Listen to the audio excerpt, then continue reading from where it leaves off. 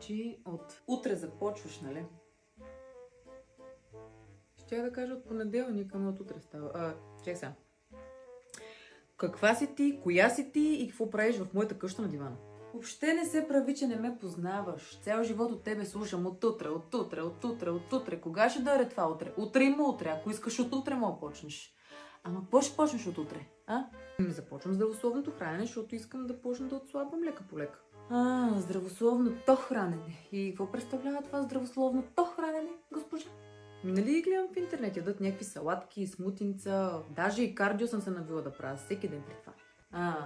Навика ти да ядеш шоколад директно от буркана даже, подчертавам.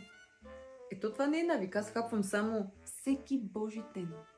Всеки божи ден. Значи, още преди малко ти казах, въобще не се прави, че не знаеш коя съм. Много добре знаеш коя съм, все пак изглеждам като теб.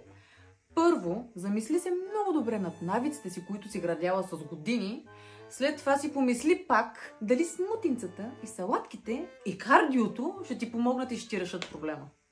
Таде, права си за навиците сега, ама...